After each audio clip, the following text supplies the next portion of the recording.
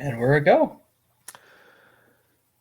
Coming up, another episode of the Rouge, White, and Blue CFL podcast, where we're talking the first preseason game of the 2024 season and an interesting little contest over at the official website, cfl.ca. That's next.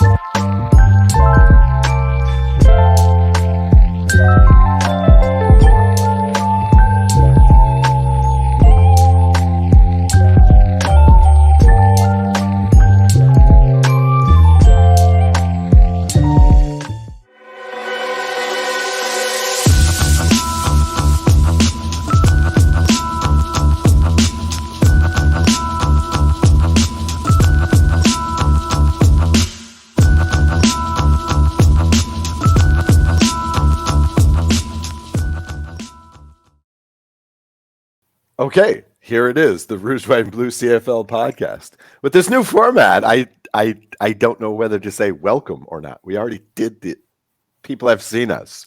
So, in any case, it's preseason for all of us. I mean, I've had a little bit more practice with this over at the Winnipeg Terminal is how I got involved in shotgun sports to begin with. So we've had about 15 episodes now, and I'm just starting to figure out some of the technical things on it. So we're figuring out, hey, do a little bit of an open before you run the entrance video means that the entrance video plays better usually. Okay, sure, let's go with that. Mm-hmm. Well, yeah, okay. I'm the host of the show, Oz Davis. This is Joe Pritchard, my co-host, as always. Joe, that's one thing I was thinking coming into the show right now is just like, wow, I feel like a head coach or a coordinator when there are rule changes, when there are significant rule changes going into a season. It's just like, okay, I got to change the game plan now. Yeah, we did this like 250 times plus. Without, and in the later years, we used Zoom instead of Skype because Skype was, Skype. Zoom, we used Zoom for the past year or so, but we never posted the video, so we never had to worry about that. I never had to worry about the wardrobe combinations I'd wear any given day, anything like that. Never had to make sure that don't wear the shirt you wore yesterday on the terminal because that would look pretty dumb. Never had to do anything like that. So it's kind of a new experience for us after we've been doing this for, gosh, where are we at? We'd be at 9 years in November. It has to be. Yeah. So we've been doing this for just a little while. Yep. We've been doing this long enough so that both of our teams have won Grey Cups. Yes, they have. And that's a long time for most teams. Not quite as long as the Hamilton Tiger Cats. But, okay, so we've had one preseason game, or as we used to call it way back in the day, exhibition games. I actually heard one of the guys on TSN refer to this game as an exhibition game. I was like, wow, he can't be that old. We never use this word anymore. So one game under the belt, Winnipeg Blue, what was it? Riders 22, Bombers 6, I believe was the final score. 12. 12. Yeah, it ended up like 25-12 or something like that. Yeah. Basically, the game wasn't a contest after the second quarter. Yes. So the way most CFL preseason games go is that the road team doesn't usually bring everybody they want to play. They'll leave their most of their starters at home, unless there happens to be a good reason to bring your guys on the road. Usually you leave your starters at home. So the Bombers were playing like maybe 4 or 5 starters at the beginning. And they gave as well as they got. The second string gave as well as they were getting from the Riders for a little bit. But the Bombers were trying to see who's next after Zach Collaros. And Eric Beret didn't really pass his audition this time around. Hopefully it looks better next week. Wilson came in afterwards and looked a lot more polished. So we'll have to see. I mean, this was all about, okay, who's going to be next? Because we know that the core is aging in Winnipeg. Mm-hmm. Adam Big Hill's going to be out at least the first week. Jamal Parker's at least out the first week, possibly more. And now we know Cameron Lawson's out for an extended period of time. So there's going to have to be new blood stepping in. And when you talk about the Bombers, the core of Collaros, Big Hill, Jefferson, Bryant, and more, of course, too. Brandon Alexander could be considered part of that group. They're not getting any younger. So who's next is a big, important question. And we got 4 quarters of let's see who knows how to play this game. And that's all we could ask. And no major injuries came out of the game as far as we could tell. That's a win for me, especially since I played the game on my birthday. I got a CFL game on my birthday. Like nice. How? And that never happens because it's the middle of May. Right. Well, yeah, I was going to ask you how you feel about preseason football in general. Speaking personally, I was quite surprised at how into it I was. It has its value. Mm-hmm. It's not for losing yourself into something and losing your mind and rooting on your team. It's more, okay, who's that guy? Hey, he can do this. Hey, who's that guy? Oh, he can do that. He'll learn not to do that, hopefully, or he'll be on a flight. That kind of thing. You're not sitting there going, "Oh my God, we just gave up a touchdown. Now we're behind in Regina. What the heck?" No. Right. Just not the same at all. Alternatively, there it is. I'm 1-3 in Pick'em this week. Yeah, that's what I was going to. I wanted to ask, how do you enjoy preseason games? But instead, you gave me the scouting report, which was basically an answer to my question. What is the preseason? It's all about scouting report. Well, it was nice to see. It was nice to see Chris Streveler back in Bomber colors. Sure. It was nice to see the offense move the ball with Streveler as the quarterback. Yes. Because the Bombers are going to have a Streveler package. They'll have him in for short yardage, of course. If Zach goes down for any length of time, it's going to be Streveler's game for a little while. Right. So you'd like to see the team move the ball when he's under center. So it was nice to see that right off the hop, especially against a majority of their Rider starters. Mm-hmm. Mm-hmm. Yeah, it's the CFL. You've got to assume that your second quarterback is gonna start 2 or 3 games. Just you start with that assumption, because it will probably happen one way or the other, either in the trash part of the season or one of these, minor injuries that keeps your starter out for a game or 2 in the mid-season. Yeah, and Bombers fans can tell you. Hey, Drew Brown came in and started and did well. He came off the bench and did well last year, so it was great to have him around. He's going to be doing that in Ottawa this year, hopefully, for him. Ottawa's going to need something. Okay, so I just wanted to say a couple of things really quick. One of the things for just fans in general, but especially people who do things like play CFL Pick'em, daily fantasy football, or God help you, actual sports betting with real money. One of the things you always have to look at is who's going to hit the ground running in these pro football seasons, right? Because it's a long season. It takes time to get going. I mean, we have on this show before talked with CFL players themselves who say, oh yeah, the first 5-6 weeks of these seasons are preseason. It takes some time to get going. But if you're playing fantasy, you got to know who's going to score in week 1, week 2. I'll tell you what, AJ Ouellette is ready to play. I'll be picking this guy week 1 fantasy. He wants to play some ball. He had a nice game for the Riders, I thought. And I also like this big tackle, Schmeckel. Mm-hmm. He was pretty awesome in this game. I already was pretty high on the Riders just by dint of the culture change and whatnot.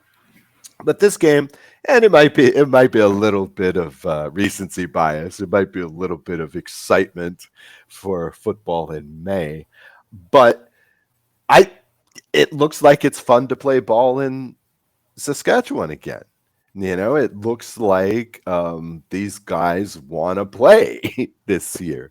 And they have some horses this year as well. So I was impressed with what I saw from the Riders, albeit most of the time with the second string. But, yeah, and they did have Trevor Harris back in the saddle. Yep. He was able to do what he always does: is put up the numbers, look pretty good. Yep.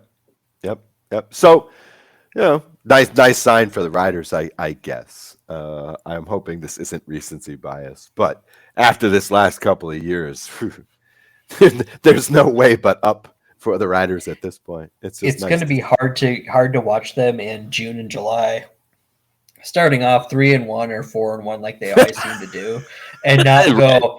The cliff is at Labor Day, because that might not actually happen this year. I mean, this Bombers gear says, I hope it happens. At the same time, it might not, with a different culture. That's exactly what I was thinking. I don't think that the Banjo Bowl and these games are going to be a walk for the Bombers this year. I don't. They've cruised the last few years in these games. So, but this year, I have a feeling this is a good year for the Riders. And the truth is, a lot of people hate to admit it. A lot of CFL fans hate to admit it. But I think it's good for the league when Saskatchewan's good. I think when the Riders are competitive, it's good for the league. Because they're going to draw a reaction no matter what. Right. They're one of those teams, you can name them in any league you watch, that are going to get attention no matter what. The odd thing, of course, is that Saskatchewan's the smallest market. Usually it's the largest market that is in those seats. But, I mean, the CFL is different in many, many ways, and this is one of them. Yep. Fan base counter to the market size. Well, it's also the phenomenon, too, that your first pro team is always the most beloved in one of these cities, right? A place like San Antonio, even to some extent Las Vegas. Las Vegas is nutty for the Golden Knights because that was the first pro team they ever had. Tell me about it. Yeah. They are. They love that team. I never seen so many hockey fans in an American city as when I went there when they were playing in the Stanley Cup their first year. Everybody wanted to talk about hockey. It was wild. The locals, anyway. The locals in Las Vegas. So, in any case. Yeah, don't really want to hear about that myself. No thanks. Oh, man. All right, so let's get on the track of the CFL. Now, I was poking around, obviously, because I wanted to come to CFL Plus, where you can stream all the CFL games this season, except for, correct me if I'm wrong here, Joe, except for U.S. residents on games where the game will be playing on some other streaming station. CBS correct? Sports Network, which is like CBS? A third-tier cable station. Yeah. So if you're a streamer like me, it's like you got to buy $100 package to get CBS Sports Network. I love you, CFL, but that's a bill I would have really liked not to have. Well, I was going to say, I like my Paramount Plus subscription, especially for all the Star Trek that I get. Couldn't you put this one on there, dudes? I mean, I wish they would. I'd be sad. Right. I mean, go ahead, charge us $25 for Paramount. But if you're going to give us CBS Sports, give us the CBS Sports Plus or whatever. How many people are watching this right now? Throw it into the Paramount package. I'd watch it. Yeah. So maybe it might someday. Also get more attention too that way. Yeah. Instead of being in that premium tier where, hey, if you got Sports Plus on this streaming network, or if you still have a cable box in your house for some reason, you need the higher level channels to get this. Well, the good news is after Labor Day, most of that goes away. Yep. Yeah. Once NFL season starts, yeah, no problem. Okay. For those of us that enjoy our CFL Plus experience, I should say, it is nice that they're putting more and more games on linear TV. It's just that's a hard station to find. Yeah. That's the thing. ESPN3 was a good deal for them. ESPN3 was ideal because everybody has ESPN. ESPN3 is easy to get. You can get it through several cable or subscription services, and it was all on demand, right? Yeah, you could get them live, but you would also get them on demand, which, of course, is the key feature for me in CFL Plus this season. For any expat out there who is a fan of the CFL, like, for example, our friend Greg James out there in Japan, shout out. He may be listening to this episode. So, that's the real boon, is that there is this DVR recording online with CFL Plus. So there you go. There's an accidental plug for CFL Plus. Check it out. It's a good package. So yeah, and then we're sitting here complaining about it when, like, 15 years ago, we didn't have access to every game no matter what we wanted to do. Oh, I am totally on the it's a great time to be a live kick for reasons like this. I mean, honestly speaking, we grouse a lot about modern society, and with good reason. I mean, the environment, for example, is in pretty bad shape. But the truth is that, the access to information and art and entertainment is off the charts. Off the charts. People and yet some people right now are listening to us instead. And we appreciate that. Way to bring it home. I love it. All right. So, in any case, this whole thing started with, so I was kicking around on CFL Plus, and I bumped into the game section of CFL.ca. This is where you'll be able to play daily fantasy later in the season, CFL Pick'em. I was actually thinking about putting in my week 1 CFL Pick'em picks. Joe, this is how sick I am right now. So, and I tripped across a new game that the official website is offering this season, which is their so-called futures contest. Okay, not really so much futures as proposition bets, player props mostly, but some team props. And so I figured it would be a good exercise on the show today to run through these with only one preseason game under the belt. And, we're still too far off to be held to, I think, Grey Cup predictions for 2024. So I figured we could go through this. Good way to orient ourselves for the upcoming 2024 season. Okay, so Joe, would you like to call this up? We can put this up on the screen so as to follow along. I must say this too. I do talk a lot about betting on this podcast. I do some betting myself. Never too much. I always gamble responsibly, as they say. But I would like to say this, and I realize I'm in the minority here, but folks, don't bet proposition bets. This is the way you lose money, right? If you pick Team X to win, okay, fine, okay? But realize that there are hundreds of ways for Team X to win. As Joe is a tabletop football game player, okay?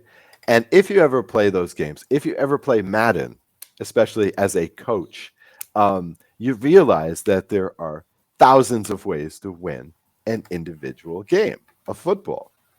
Don't bet player props. Don't do it. That's gambling. That's gambling. However, in a contest like this at CFL.ca, it's a lot of fun. If you're not risking any money, sure, gamble. It's a lot of fun. So, okay, we're going to go through and make our picks. And I just wanted to say one last thing before we make our picks. I am playing this game pragmatically and probably with a little bit too much Alouettes fandom. Okay, so it might not be so much fun for some folks, my particular picks in this game. But I'm being honest. This is what I will be playing in this contest. Okay, so, all right. What is question number one here, Joe? Is it East or West? Yep. Question number one, which team will win the Eastern Final? Okay. A weird way of saying who's going to be in the Grey Cup from the East. Right. Which of these teams will be in the Grey Cup, if any? Can you go other on this? You can go crossover. Yeah, okay. All right. Yeah, I was wondering about that. I'm not sure that will happen. I should consider that. Okay. So, all right, I'm going to ask you first, Joe, because I think you probably guess where I'm going on this, at least right now. What did you land on? I landed on Montreal Alouettes. Okay. When your prime competition decides to knock themselves out for not very sportsman-like reasons, let's just say that, and cripple their roster even further than it was in the off season. Yeah. And I don't think Montreal took that many hits. I mean, Austin Mack left. There's a few players that Sean Lemon's in limbo, of course, right now, but they didn't take nearly as many hits as right. And they have ways of replacing some of that production, though. And Toronto's not going to go away. I just think Montreal's the favorite. I don't see anything that Hamilton or Ottawa did that would make them be a part of that conversation. Yeah, I can't see Ottawa. I do fear Hamilton, though. It might just be PTSD from watching this East for so long, but I do fear Hamilton. But yeah, odd as it seems, I think I have to go Montreal here. I do. Like you said, during the offseason, they stayed put, particularly on the defense, which, again, last season, towards the end of this season, this defense was really starting to look like a Noah Thorpe defense again. And so that's what I'm hoping. See, one of the things I always look for in a professional football season is which team left the hottest, right? There's always that team that closes the season 5-1, 6-0, whatever. Maybe they go deeper in the playoffs than was suspected or whatever. And this year in the CFL, the hottest team coming into the season is the defending champs, right? Is the Owls. The tear that the Alouettes went on at the end of the season was akin to what the Bombers did in 2018? 2019. Yep. 2019, right? Coming from the bottom and, just cruising through. The best ball they played was at the end of the season, on the road in the playoffs. This is so I'm quite bullish on this team, particularly coming out of the gates. And I did want to say this too. We were talking about, grousing earlier.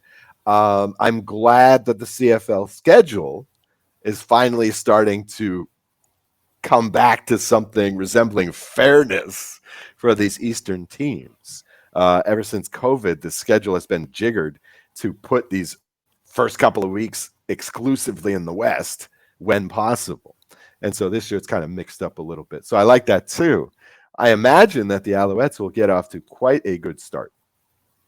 I'm really expecting a 5-2 start somewhere on this range. So that could be enough. That could be enough in the East to allow them to at least stay on top for the remainder of the season. If Toronto does get something out of this year, around 500, I think it comes late. I think they're going to take some time to find the cohesion. I even think Toronto could win 10 or 11 games. Wow. Because Cameron Dukes has shown that he can play at this level. Cameron Dukes led the Argos when they had nothing to play for into IGF last year, and through 3 quarters had them on the ropes. And then the Argos decided to take a look at Brian Scott. That didn't work out quite as well. The Bombers took the lead and never looked back at that point. But that kind of tells me that that kid's got ice water in his veins if he can walk into IGF when the Bombers have something to play for and they don't, and make it a game for 3.5 quarters. So you have that. I really believed in Ryan Dinwiddie. I spent all last year talking about how I believed in Ryan Dinwiddie and what he was doing, how he's been so good at getting the most out of his players. He's going to have to do a really good job this year to achieve a lot less than they did last year, but I think he's capable of doing that. Okay. Regardless, I do believe that Toronto is going to need some time to gain cohesion. I mean, again, they're losing key players from literally all 3 aspects of their game. So it's going to take some time. There will be a learning curve, I think, in Toronto this season. But yeah, they're fine at quarterback. I just don't like how they lost Ouellette, for example. That's a big hit. No, they did take a lot of hits. Yeah, and they lost like most of their. Oh, not I shouldn't say most, but a lot of their pass rush. So, in any case, okay, all right. Do I have to guess? Question number 2: which team will win the West? Well, you have to give me an answer. Oh, okay. I'm still kicking it around, dude. I'm still kicking it around. I wonder if we should be giving the Lions a shake here. I know I always tend to aggrandize these guys a bit too much, but this team was pretty impressive last year. They gave up a few too many yards against the pass, but particularly in the first half of the season, this team looked like a machine last year. And like the Owls, they mostly stayed pat in the off season. Now, okay, Vernon Adams said they've got some injury issues though that are really, really bad. Yeah. Already, yeah. Okay. I mean, you're not seeing TJ Lee. I believe Keon Hatcher's gone for basically the season. Oh wow. Okay. Dominic Rhymes is in Ottawa again, so they lost, and Matthew Betts is in the NFL at this point. I mean, that's a chunk of their name talent. Not to say that they don't still have a lot of talent, but it's been very quiet because everybody's been talking about Toronto and their issues. Everybody's been talking about the big ticket issues with Sean Lemon. Of course, I'm plugged into the Winnipeg scene, so we're always talking about them. Mm-hmm. Now a lot of people are talking about the Lions. No. And there's always like quiet optimism from that front, but I'm not seeing quite as much that this year as I did last year. Like last year, there was kind of like that. You just wait, you're gonna see how good we are this year, even without Nathan Rourke. This year, I'm not quite feeling that vibe. I feel like there's a little bit more. Is this going to be a little bit tougher this year? Mm-hmm. And I think Saskatchewan's a season or 2 from making a real challenge. I'm not sure if I said it.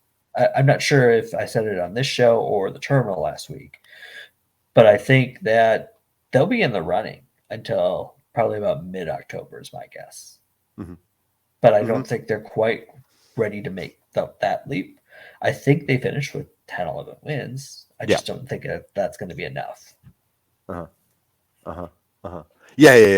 I think the Riders are competitive this year. Yeah, sure. That looks. And I think BC's competitive too. I just don't know what they have. I feel like they've regressed in the offseason as opposed to making that final leap. Mm-hmm. Mm-hmm. And it's kind of odd to see that, given that they're hosting the Grey Cup this next year. Yeah, it feels like they lost more than they gained, and usually a team that's hosting the Grey Cup makes a real push to bring in name talent and try to Yep. go across that finish line, like Hamilton tried last year. Mm-hmm. That didn't work, but you could see what they were trying to do. Mm-hmm. Mm-hmm. Yep. Okay, all right. So it's Winnipeg. We get the rematch this year. It's Winnipeg for me. It's not. I'm losing confidence as every year goes by because eventually, the bottom's going to drop out. Yeah. Sure. I just hope it's not until 2026. Okay. All right. So honestly, I hope it doesn't happen at all. I hope they go, okay, we're losing out of Big Hill after 2025. We're losing Zach in 2025. Well, plug here, plug there. Oh, we have a new star here, new star there. Oh, there's a free agent signing. We're still good for 12 wins next year. Nobody pay any attention. We're fine. That's what I hope happens. But I'm also pragmatic and saying that's probably not how that's going to play out. Okay, so this is going to make for some crummy podcasting here. However, hang on just a moment. I've got some issues going on. Oh, man. Okay. Hang on. There we go. All right. So question number 3 is, and wow, when I filled this out, we go from which team will win the West, which team will win the East, to question number 3, who will lead the regular season in interceptions? Okay, so let's shift gears. And now for something completely different. Okay, so we have Demario Houston of Calgary. He had 7 interceptions last year. He had 7 interceptions last year. And with Winnipeg, he led the league in that stat. We have Marc-Antoine Duquois, the young Alouette. The past 2 seasons, he's had 5 and 4 interceptions going back. Jamal Peters of Hamilton, he had 4 in 13 games with Toronto last season, who had a secondary which included 4 guys, 3 of which had 4 picks and 1 of which had 5 picks. So Toronto was quite a beast there in the secondary last year. And Brandon Dendridge of Ottawa, he also had 5 in 13 games last season. But I was a little bit suspicious of him because he's only had 9 in his 4-year career of 31 games. So that number may have been a little inflated last year. And, of course, you can go other. Which is exactly what I'm going to do. Okay. All right. What's the thinking? The thinking here is exactly why Demario Houston got to 7 last year. He had excellent ball skills, but the Bombers' halfbacks were all league performers. Whether or not they got the recognition, I can't remember, but they were fantastic. So teams tended to pick on the corners, which was Houston and Rose/Peters as the season wore on. And so teams were going after the corners. So Houston had plenty of opportunities to make plays. Make them he did, but I can't see him being the guy in Calgary that they threw a lot of money at, and teams will go, okay, well, we have other options to throw at. We don't just have the outside. We have in Calgary, you don't have those star halfbacks anymore. You might have you're going to have a different defensive setup than Winnipeg did. Balls aren't going to go out to the corners nearly as often as they did last year in Winnipeg as they would in Calgary. So his situation has changed. I'm sure when he has the opportunity to make plays, he's going to make them because he's very good at doing that. But there's going to be far fewer opportunities in my mind. Mm-hmm. Mm-hmm. Okay. All right. Yeah, I went other too, but I didn't put nearly as much thought into it. I'm thinking, okay, so just purely pragmatically, okay, so you have a choice of 4 guys, or you're going to give me everybody else? Or literally 8/9 of the league starting secondary. Right. I will take the field. Just again, completely pragmatically speaking. I would like to go with Duquois here.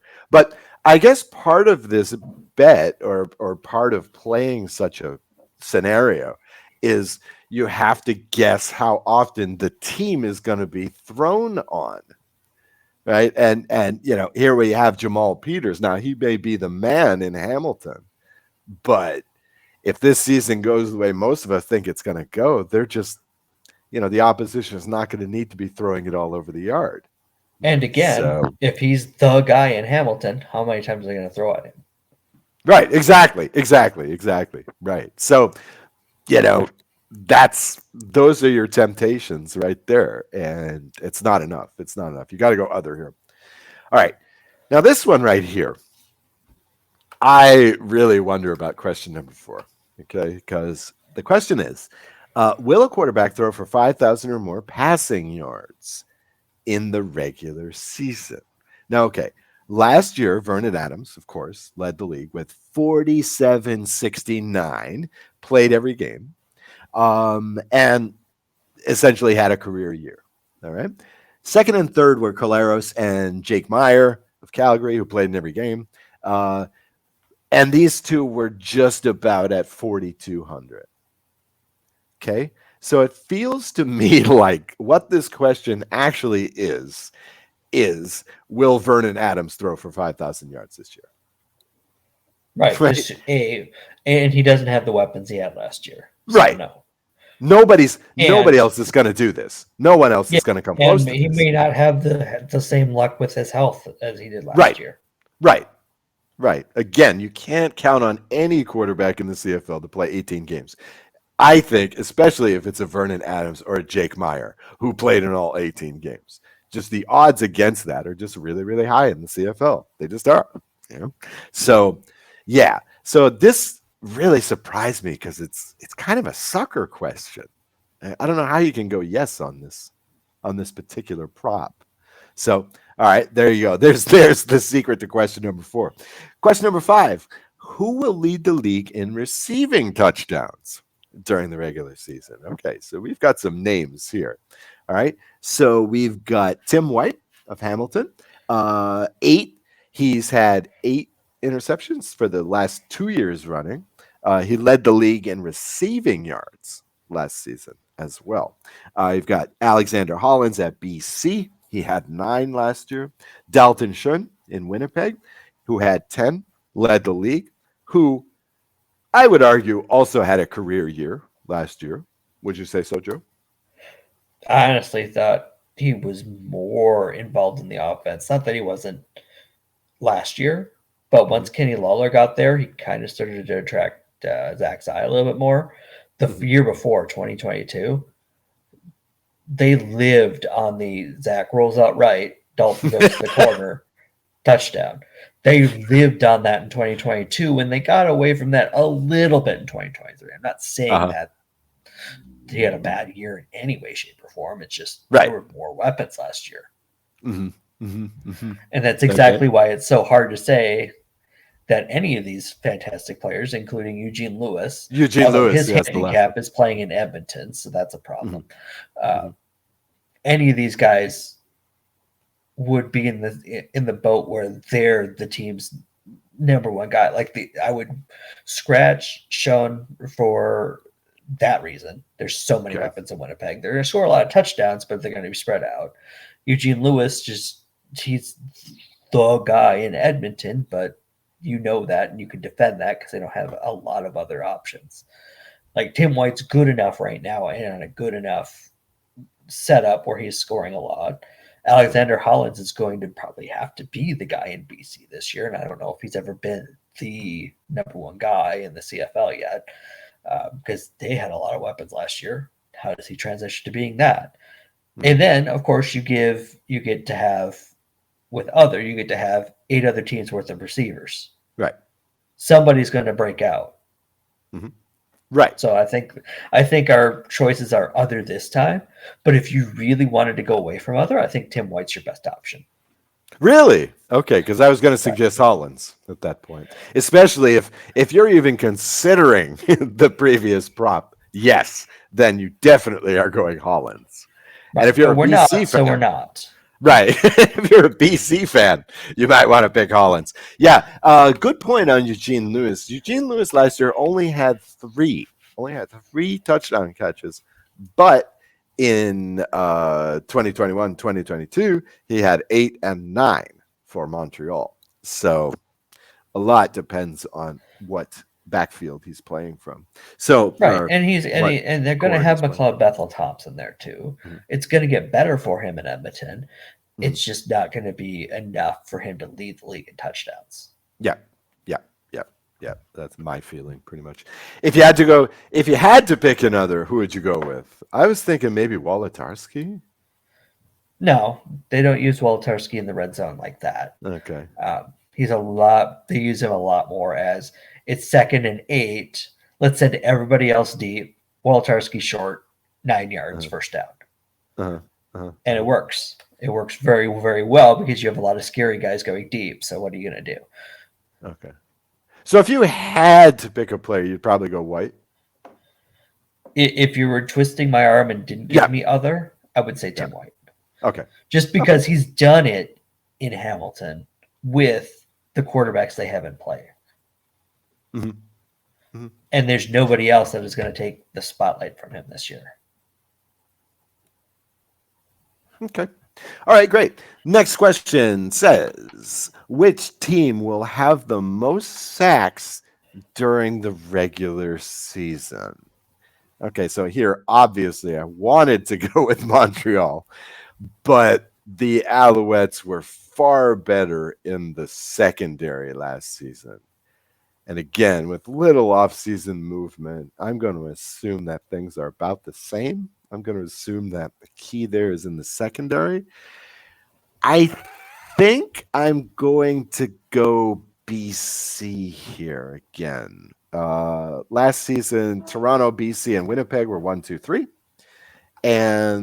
But I just feel like Toronto and Winnipeg lost just enough off of that pass rush to give the edge to BC here. So I'm going to go with the Lions. Oh, I also wanted to note that Hamilton was pretty poor in this category last season. They finished in 7th. Surprise, surprise. Mm-hmm. However, they did make some nice acquisitions. Some from Toronto, one from Winnipeg, to the pass rush. So they should be most improved here. But I don't think I'm going to take them to lead the league. I'll go with the Lions. And I'll go with the Alouettes. Oh, wow. Being great. Okay. The reasoning I have, and given I've had the question in front of me for 60 seconds, so I did not look at this. You didn't study. Look at this beforehand. Okay. But I hope my factoids are helping you here. I hope my information is helping you. Right. But BC lost a lot of talent on that line this past offseason. They got really hurt by that. Mm-hmm. Montreal did lose Sean Lemon and probably has lost Sean Lemon. But he was mid-season acquisition last year, if I'm not mistaken. Yeah. So I don't think they lost, and given Sean Lemon's age, he might just be eventually he's not going to be able to perform the way that Sean Lemon performs anyway. So let's just scratch him at this point. Mm-hmm. But I don't think they lost as much. BC and Montreal are my only two that I'm thinking of because they play such a high pressure defense. So the teams that blitz the most are going to have most sacks. So given how they go about their defenses, those are the two clear choices for me. And Montreal lost less talent than BC did. Okay. All right. Great. All right. This is good for my fandom here. All right. So, all right. Next question. Here. Well, you should definitely have a take on this one, Joe. Will Winnipeg's Brady Oliveira rush for over or under 1299.5 yards during the regular season? Last year was a monster season, of course, for Mr. Oliveira. He was the fantasy darling, led the league with 1,534 rushing yards. He was 400 yards better than the nearest competitor in the statistic. There was Kevin Brown playing for Edmonton. And he tied for the most rushing touchdowns last season with 9 with who, Joe? You can go ahead and tell me on that one. Dustin Crum, in fact. Oh, okay. I think he scored all 9 of those against Winnipeg. See? I knew you'd know. You probably blocked it, right? It was a traumatic incident in your memory. In 2022, of course, Oliveira played all 18 games for the Bombers. But in that season, he only had 1,001 yards. Now, both seasons, he's averaged about 5 yards per carry. So, good one here. You have to think about this one a little bit. He had 260 carries last year as well. There's another key stat. So what do you think, Joe? Just all things being equal. Again, I feel like this question is actually saying something like, will Oliveira play in all 18 games this year? Yeah. For one. Yeah. For two, the offensive line is taking some hits. Mm-hmm. Left guard is no longer Jeff Gray. Right tackle is no longer Jamarcus Hardrick. I believe they were trying to improve or at least get better value for their dollar at the guard position with Liam Dobson potentially, but clearly took a loss losing Jamarcus Hardrick. So you got that problem. You do have a full season of Kenny Lawler and a fantastic set of wide receivers that will help the team get out to leads. I guess the biggest question is, how many times are the Bombers defending a lead in the fourth quarter where they go, okay, it's time for Brady left, Brady right, Brady up the middle. Right. Brady left, because that's how they salted away like 4 or 5 wins last year was. Right. Oh, let's go ahead and have an 8-minute drive in the fourth quarter. Like, let's go back to the 60s and just like, okay, every play, go. Off tackle run. Classic. It was pretty dang effective, if I do say so myself. Uh-huh. I'm going to say under only because I feel like there's going to be a little bit of a loss of yardage with the losses of the offensive line. And if it's 18 games and you're thinking it's going to be close, well, then you have to account for the fact that he might miss a game or two, because that happens. So I'm going to say under and not feel that great about it. Assuming that his performance level stays the same, again, about 5 yards per carry, what you're talking about here is he needs a drop-off in production of about 250 yards. Okay? So that would imply about 50 carries fewer. All right? That's 2.5, 3 carries fewer per game. Or that's missing 1 game and a drop off of a carry. Yeah, a couple of games. Yeah, I think he would have to lose. Yeah. Okay. Interesting. And the one negative as far as racking up yards go for Brady, if there's one thing you could say, I wouldn't even call this a weakness, because it's not really a weakness. It's just the lack of the 6th gear to go, okay, you're in the secondary, you're going 80.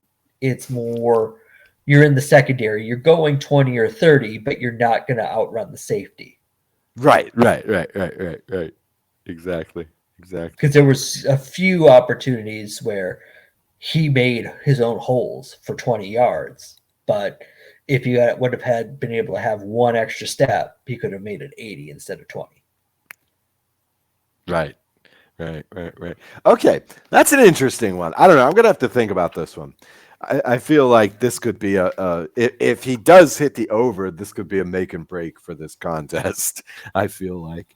So, all right. Let's see. That was the hardest question we've had so far. Yeah.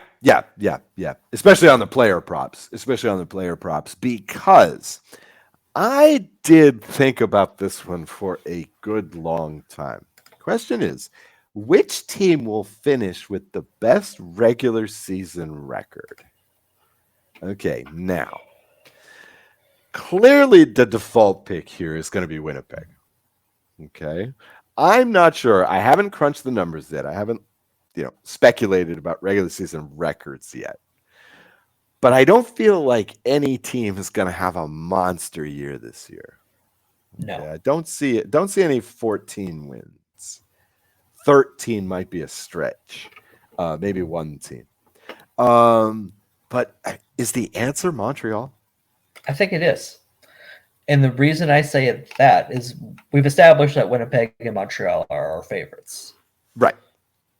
Clearly, because, you're a Montreal fan, I'm a Winnipeg fan, that's the way that's going to go. I'm being pragmatic. We have reasons, and I'm actually probably a little bit more upbeat about your Alouettes than you are, which is not unusual over the past 9 years. I think the reason Montreal would have a better record than Winnipeg, and we're talking about a game or two, is of course. Yeah. I don't see a mass amount of improvement in Hamilton and Ottawa, whereas I do see a large improvement on the side of Saskatchewan and a potential improvement in Edmonton of 3 or 4 games. If one of those is against Winnipeg, that might be your difference right there. Same thing with Saskatchewan. If one of those extra 5 wins they get this next year is against Winnipeg, well, there's 2 wins they didn't have 2 losses they didn't have last year. 12-6 instead of 14-4. Whereas I think Montreal isn't going to have this. Ottawa and Hamilton aren't really going to be stumbling blocks for them. I don't think those teams have improved enough to present as much of a challenge. Mm-hmm. Mm-hmm. If the Owls catch Toronto at the right time, too, that would be positive. You could have that in play as well. Yeah, that would be positive. I'm not right now. I'm not staring at the schedule and going, "Oh, Toronto's going to struggle for the first 6 weeks. Who's playing Toronto?" Right. But if that's in play, right. Like I think they eventually catch on, and like by mid-July on are a good team again. But they could be 3-3, 2-4 in the first 6, just getting their feet under them. Mm-hmm. Okay. All right. I like it. Yeah, I guess that's where I landed as well. Okay. And now we're back to the weirdness. Okay. How many kick and punt returns combined, touchdowns, will be scored during the regular season? Okay. Now, again, here's kind of a tricky question. Last season, there were 14 of these. Okay. But Toronto had 4. Okay. Saskatchewan had 3. All right. And no other team, I think Montreal had 2. And no other team had more than 1. Somebody got shut out. I want to say Edmonton had 0 of either one of these. Okay. They've struggled with that since Gizmo. Yeah. No joke. Good. I've been listening to the Turf District for as long as it's existed, and they've been lamenting the fact that they haven't had returners the whole time. Right. Okay, so the way that I figured this was, let's say you don't have these 2 pretty serious outliers. To have 4 is pretty outstanding these days in the CFL. So let's put both of those down to 2. All right, let's take Saskatchewan and Toronto down to 2. Now you get 11, right, which is still the over, right? So I don't know. I'm kind of asking what gives on this question, right? It's got to be what is the over under that they set? 10.5, right? 10.5, yep. Yeah, it's got to be over, right? I think so. 11 is there's been no changes that would indicate to me that 14 is unsustainable. Right. Well, okay, again, for me, what's unsustainable there is that Toronto has so damn many. Again, 4 is an outlier. When the entire league has 14. That could be coaching, though. Yeah. They could have figured out, okay, this is how you score in the CFL on kicks. Right. Right. I mean, right. they figured everything else out last year except how Yeah, to not that's throw true. picks in the East Final, but like they figured everything else out. Yeah, well, to be fair, Winnipeg threw a couple of key picks there in the Grey Cup. Yeah, So. I'm well aware. Thank you. So yeah, okay. I'm going to say over because again, you could easily get to 11 of these things and still have Edmonton score 0. So, Yep. yeah, you'd have to go over here. I think 14 is not the outlier. I think what's the outlier is 4 for Toronto, and so many of their, like you just said, so much of their game was outliers last season. I don't think anybody's going to be going 16-2 for a while now. After that. So, all right. Here we go, Joe. Which team will win the Grey Cup? Got a coin? Sure, I got a toonie around here somewhere. Okay. Well, all right. Look, if you're going to say Montreal is in the Grey Cup, pragmatically speaking, you have to go against Montreal. I mean, again, is this team really going to repeat?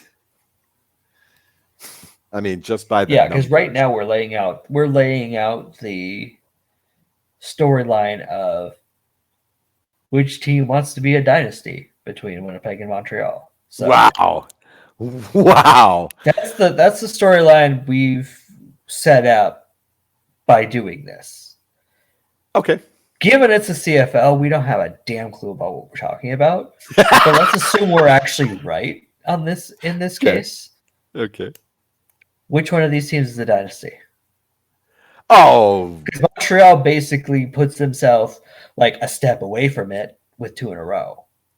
Winnipeg went 2 in a row and then 59 minutes worth of chances and chances and chances in the last 2. So like they want to punch their ticket and finish this dang thing off, right? Because they'd rather not be like have the 2 and then like, oh, that we could have had so many more.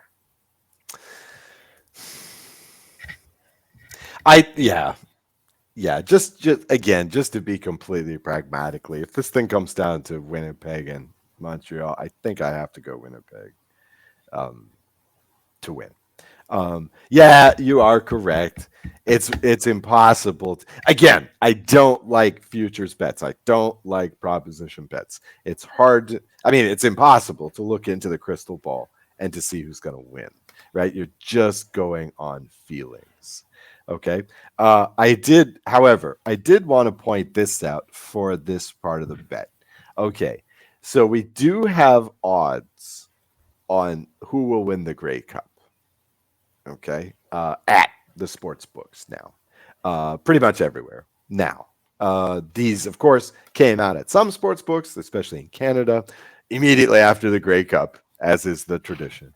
Right now, here's where they stand. Winnipeg is at 2-1. They're the favorites by far. Montreal is now at 5-1. Toronto has dropped. They started much closer than this, but now they're all the way down to 11-2 or plus 550 in the American system. BC is at 13-2 or plus 650. Hamilton, Saskatchewan, 11-1. Edmonton is at 16-1. And there's some variance on Ottawa and Calgary. Ottawa is getting anywhere from 15-1 to 20-1. Calgary is anywhere from 11-1 to 17-1. Now, a couple of outstanding picks here. Calgary, there's no way Calgary should be getting 17-1 odds. I don't really think they have this much of a chance, but these odds are bad because the field is so small. Right? They simply will not offer 100-1 on Ottawa or Calgary, even though that's probably what it would be in the NFL or in a bigger league. I got to say, again, I would never make this bet. I think the only justification for this bet is the situation where it's like, hey, happy birthday, Joe. Here's a $100 bet that I placed for you on Winnipeg to win the Grey Cup. I mean, to me, these bets are a novelty gift. However, if you must bet these things, I see some value here. I see some value. Montreal 5-1. 5-1. And again, like Joe and I are just being logical here and going through these prop bets. Montreal at 5-1 to win the Grey Cup is not a bad payout. That's good value, I think, for this. And I think if you're a BC fan as well, you're happy to be holding a 13-2 ticket as well. 13-2. So let's see, that would be around a 15% implied probability. Do you think BC has a greater than 15% chance to win the Grey Cup, Joe? I'd say that's fair. Yeah, I think, and also I think that Montreal has far better than 20% chance to win the Grey Cup. So 5-1 is pretty interesting for a fan, for a novelty bet. But again, realize if you actually gamble on these things, you are gambling. Right? This is no longer sports betting. There is way too much chaos theory. I mean, Joe and I just mentioned, and CFL fans can agree, the CFL fan is wickedly difficult to predict. There's always one team that just completely takes everybody's preseason predictions and tosses them out the window. Right. There's always that one team. Right. Well, last year, I think it was Toronto, because I think a lot of people had Toronto good. I don't think anybody had it 16-2 good, right? Well, a lot of people had Hamilton to be really good too. Right, because they were loading up for the Grey Cup. Right, right. And they were not very good. So that tends to happen, I think, in a lot of football leagues, is there's one team that supersedes everybody's expectations, and there's one team that just bottoms out, and nobody saw that coming. So, and in the CFL, of course, the ripple effects when two teams are not performing to expectations, either way, in a 9-team league, the ripple effects are massive. And so again, prop bets in the CFL, be careful, folks. Be careful. Good luck in this particular contest at CFL.ca to all our listeners. Okay, so we've got some preseason football coming up. What are you going to watch, Joe? What is your strategy for these preseason games? If it's the Bombers, I may take a peek, depending on what I'm doing. If not, well, there's 48 hours worth of DVR. Right. I'm going to be spending the next 3 months pissing off my family by watching far too much CFL. I might as well make that wait a couple more weeks before I really dive in. Okay. All right. So you're forestalling the inevitable. Pretty much. Minor grouse, not so much a grouse. It's just a whine. Is Montreal is the last game. Will be in the last game of this first weekend of preseason ball, but versus Toronto, and I know it doesn't matter, but I really hope we smoke them. I really do. I gotta say, this game means nothing. I can't even bet this game, but I hope the Owls smoke Toronto. I want to start this season off properly. So, in any case, okay. Well, we will close out this episode. Is there anything else we should mention? Is there anything else we need to touch on, Joe? I don't think so. I think we've hit the high points today. Okay, great. All right. Joe is fleeing out of the internet zone. So we will be back in 2 weeks with our final season predictions for 2024. And after that, it's June already. Would that be the positive form of hashtag is it June yet? Hashtag it's June already. All right. Join us in 2 weeks here on the Rouge, White, and Blue. I'm Oz Davis for my co-host Joe Pritchard. We are out of here. Talk to you soon.